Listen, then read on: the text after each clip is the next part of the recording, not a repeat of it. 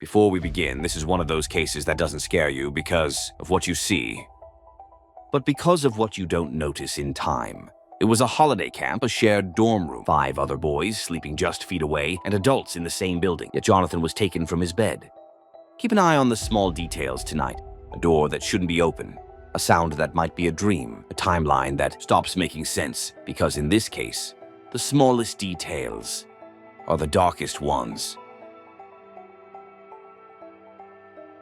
This is one of the most harrowing French criminal cases. In April 2004, 10-year-old Jonathan Coulomb was abducted from his bed at a holiday camp in Loire-Atlantique, even though 5 other boys were sleeping nearby and the group was accompanied by numerous supervisors. Although his body was discovered 6 weeks later and the police had a suspect from the very beginning, for many years the investigation stalled without a single lead in what was clearly a sexually motivated crime. However, after 14 years of fruitless searching, an unexpected witness turned the case upside down. The police uncovered a dangerous predator who hunted where he could easily seize his prey, an experienced killer who forced investigators to look for answers beyond the country's borders.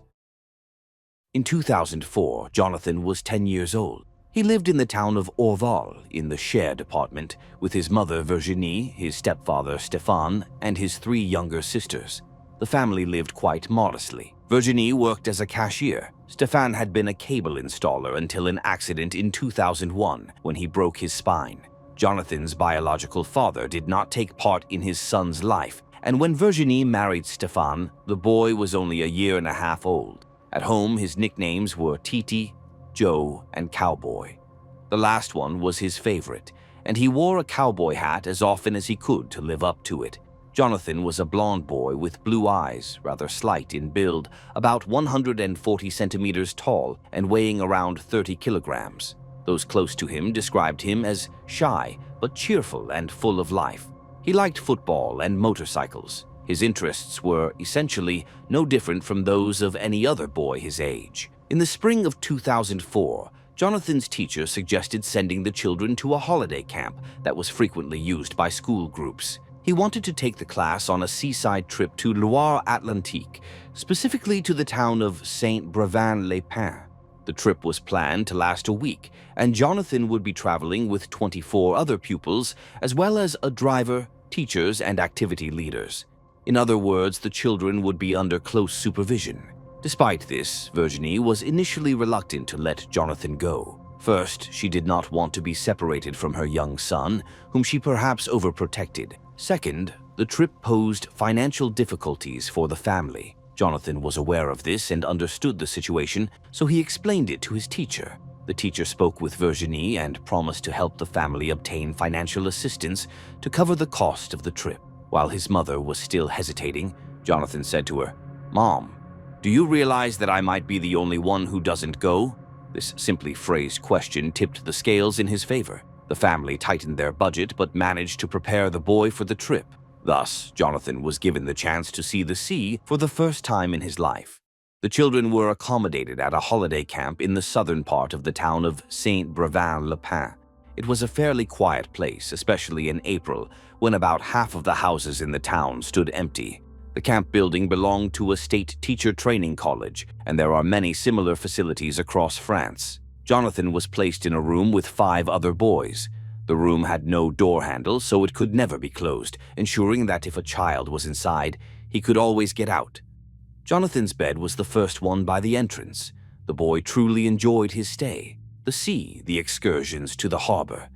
He called his mother to tell her that he was having a wonderful time and that everything was great. Virginie was happy to hear that he was enjoying himself, not feeling homesick, and not eager to come back home. On April 6th, the children's stay was coming to an end, and the older kids organized a party for everyone. It was supposed to last until 2 o'clock in the morning, but children Jonathan's age left earlier. That evening brought Jonathan a small disappointment. He asked a girl he liked to dance, but she refused. Normally, this would have been nothing serious, but his friends started teasing him about it, and he was, of course, very upset. Overall, however, the evening passed without incident, and by around 11:30 p.m., Jonathan and the 5 boys who shared his room had gone to bed at midnight. One of the adults accompanying the children checked the rooms and saw that Jonathan was sleeping peacefully.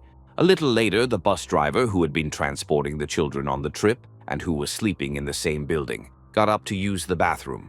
She noticed that the door to the wing where Jonathan's room and the other boys' room were located was open. She assumed that the wind had blown it open or that one of the teachers had failed to lock it properly. She closed the door and went back to her room to sleep. She did not check whether all the children were present. It never occurred to her that she should do so. It was cold and raining outside, and in any case, this was not part of her duties. Moreover, such an action would have seemed odd under the circumstances, and this is the moment that haunts people for years. Not because anyone was cruel, because it felt normal. An open door at night, wind, a mistake, nothing to panic about. So it gets closed, and everyone goes back to sleep. But in true crime, this is how evil moves. Quietly, through the gap nobody thinks is dangerous, and by morning, that small detail becomes the last clean line between safety and a nightmare. But the woman now bitterly reproaches herself for having done nothing because, in the morning, it turned out that a child was missing. The 5 boys who shared Jonathan's room woke up around 7 o'clock, and Jonathan's bed was empty. The adults accompanying the group could not find him either in the building or outside. The boys' belongings were still in place. It was clear that he could not have gone far, since he was wearing only his pajamas without even slippers. At first, people were quick to blame Jonathan's friends, assuming that they had hurt him with their teasing, causing him to run away, perhaps to teach them a lesson. But it soon became obvious that this was not the case. It was not like Jonathan. He was not a reckless little boy who would leave in nothing but his pajamas, barefoot in cold, rainy, and windy weather. Anxiety grew rapidly. The runaway hypothesis lasted only a few hours, especially since Jonathan's parents had given him very clear instructions. If you want to come home, just call us and we'll come right away. The police officers who arrived at the scene favored the theory of an abduction. Since children are often abducted by relatives, and the boy had a biological father, suspicions initially fell on him. However, the man had an alibi. He was nowhere near the site of the disappearance and was in the Paris area at the time. This meant that, as hard as it was to believe, the boy had been abducted by a stranger. It would have taken remarkable cold-bloodedness to come and kidnap a child from such a place. Most likely, the abductor chose the first boy he came across, because Jonathan's bed was the closest to the door. It sounds horrifying, but he was the easiest target. Jonathan's roommates were, of course, questioned carefully. One of them thought he might have heard a car during the night, but was not sure it hadn't been a dream. Another recalled seeing the light of a flashlight at night and hearing a male voice asking, "Are you asleep?" A team of officers was assembled to search for the boy, and the search area was vast. The holiday camp was located near a wooded area that led to a highway. The fence separating the camp from the road was not locked, and in some places was badly damaged. Although the area was generally quiet and no such crimes had ever occurred there before, the security of the camp left much to be desired. Any outsider could enter and leave freely. Unfortunately, this became clear too late. Since it was April, most of the 2,000 to 2,500 houses in the area were unoccupied, meaning the perpetrator could have been hiding in one of them. Someone might even have seen a stranger. The police combed the area around the camp, tirelessly searching for the boy, but without success. Appeals to potential witnesses for any information went unanswered. A week passed, and the chances of finding Jonathan alive grew ever smaller. On April 22, 2004, the French police were contacted by their German counterparts, who reported that Jonathan's abduction shared many similarities with cases in Germany. They were searching for a serial killer nicknamed the Man in Black. He was suspected of at least 40 attacks on boys in summer camps or in tents by the sea. 4 other boys had been abducted and murdered. French investigators took this lead very seriously, especially since one witness claimed to have seen a car with German license plates parked near the holiday camp on the night of the disappearance. However, no trace of this serial killer was found in either France or Germany. The investigation reached a dead end. 6 weeks after Jonathan's abduction, residents of the town of Guérande, about 25 kilometers from Saint-Brevin-le-Pin, contacted the police. For several days, they had been noticing a strange object floating in a local pond. On the evening of May 19th, the police made a horrifying discovery.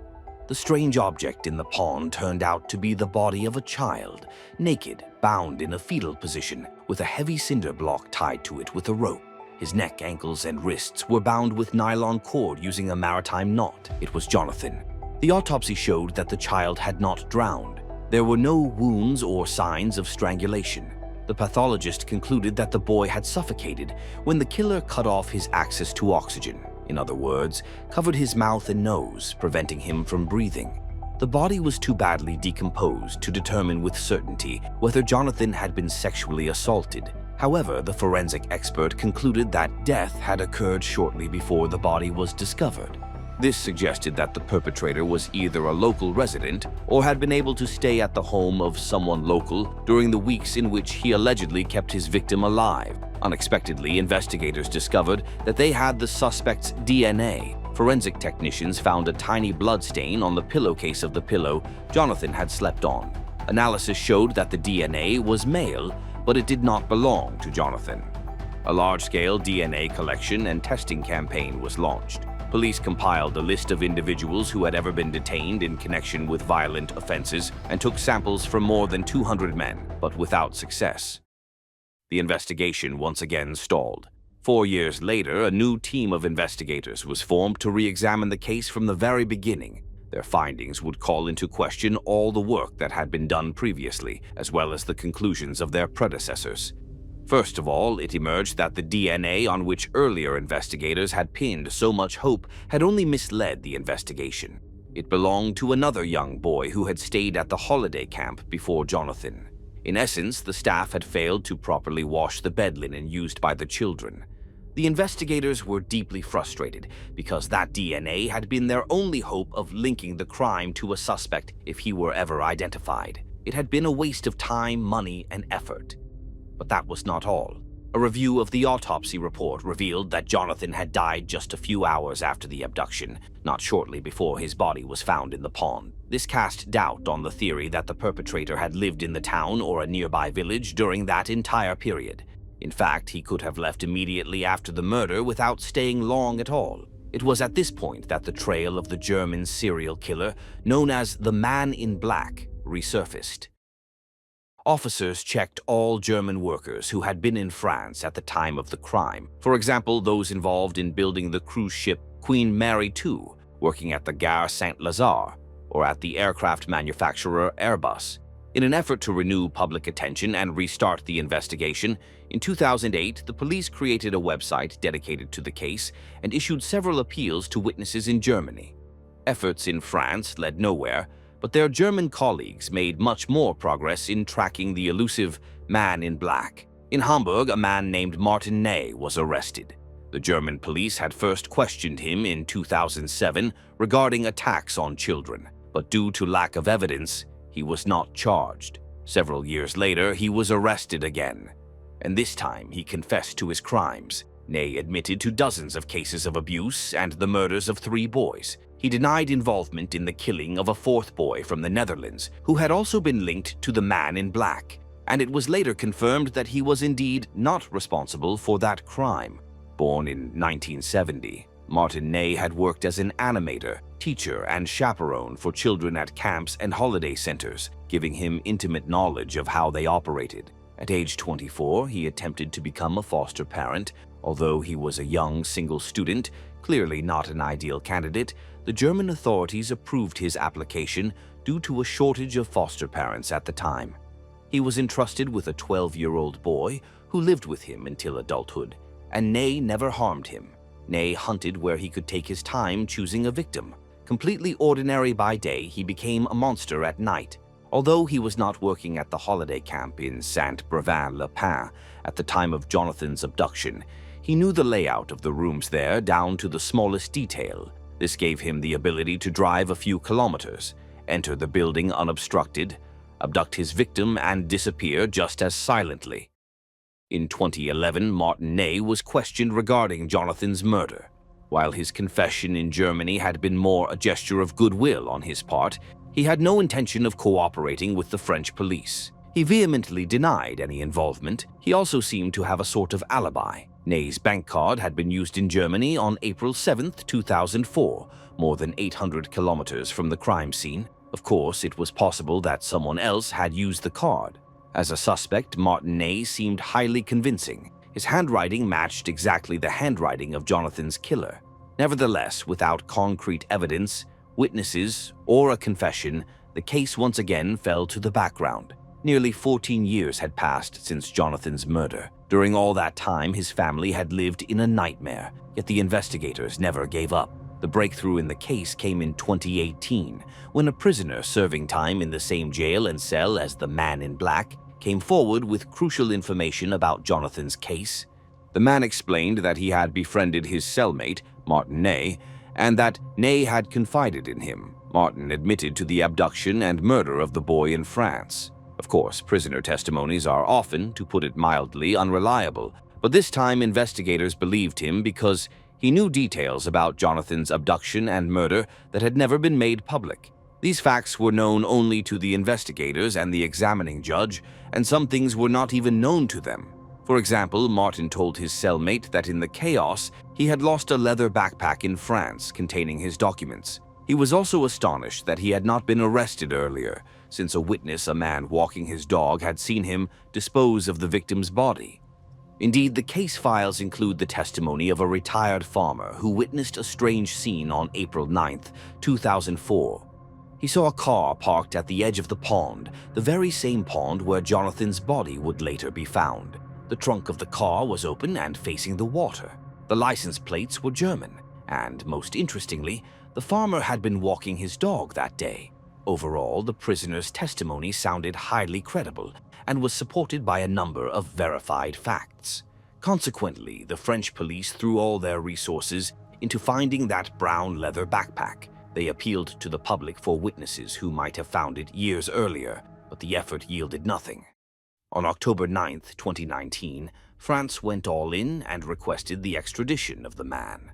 In January 2021, Martin Ney was transferred from Germany so that he could attend the hearing in Jonathan's case. On January 25th, he was formally charged with murder. This kicked off a race against time. Under an agreement between Germany and France, France had 8 months to convict the accused. If successful, Martin Ney faced life imprisonment for the abduction of a minor under 15, with resulting death. The police again appealed to the public for help, urging witnesses who might have seen Ney, found the backpack, or perhaps rented him a room to come forward. But after 8 months, on September 22, 2021, the inevitable happened. Martin returned to his prison cell in Germany.